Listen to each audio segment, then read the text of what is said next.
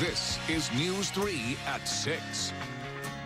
Good evening and thanks for joining us tonight. We are seeing what is hopefully the last breath of winter in the middle of April here in Wisconsin.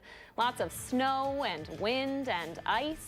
How long will it all last? Let's ask Lori Mercurio in your First Alert forecast. Hey, Lori. In a few minutes. All right, thanks, Lori. Breaking news right now in the town of Madison. This is a live look at the intersection of John Nolan Drive and Rimrock Road.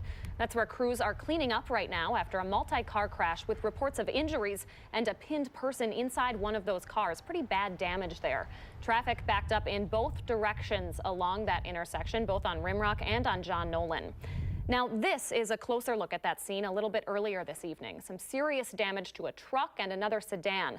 Madison crews and multiple ambulances helping the victims in that crash. We have no word yet on the extent of those injuries. Now, this story still unfolding tonight. Stay tuned to News 3 and channel3000.com for updates as we learn them.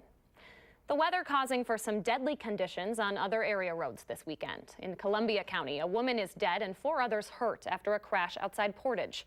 It happened on Highway 16 in the town of Lewiston around 6 this morning.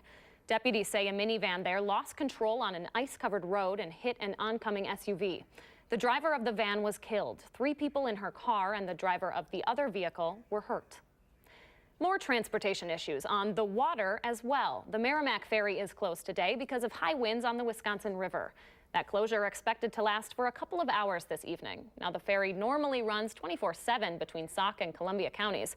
You can check back in on when it will reopen on our website, channel3000.com. Wind and wet weather won't put a stop to an annual tradition kicking off on the Capitol Square this morning. Today marks the start of the 47th Dane County Farmers Market. 35 vendors toughed it out in the cold. Quite a drop, though, from the regular total of 275.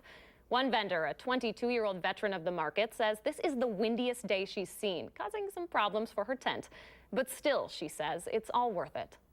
The most challenging thing today has been to just deal with the wind, but it's the customers have been awesome. We have diehard customers, and that's the reason that we come out here. Rain, shine, wind, snow, we're here. Some brave folks out there today. The farmers market on the square continues every Saturday through mid-November. Also at the Capitol today, a pro-gun rally, one of dozens across the country. Our Madeline O'Neill is back from the event with their message tonight, Maddie. All right, we'll see you back here at 10. Thanks, Maddie. Yep. Well, dozens of Madison schools are putting down the books in favor of learning by doing. It's all thanks to a new grant for Madison's public library focused on maker-based learning. Our Amanda Quintana has the details. See News 3. What a great program there. Madison Public Library is one of 10 spots across the country training teachers in this type of programming. Some of the grant money will go toward hiring 2 new staff members. The rest goes to creative supplies for those schools. Madison's West Side YMCA is back open tonight after an electrical scare overnight. Firefighters had to evacuate the building after a water pipe broke around 8 last night. The building is back open today with no electrical problems found, but the pool there is closed until further notice. A new report says Wisconsin's southeastern counties have the highest eviction rates in the state. That study found the eviction rate in those counties was nearly 4%. The national rate is only about 2.3%.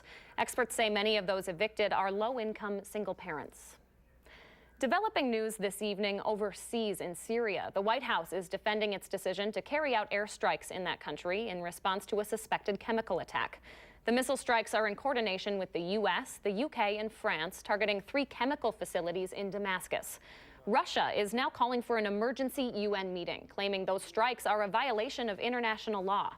UN chemical inspectors are in Syria right now trying to confirm that deadly chemical attack.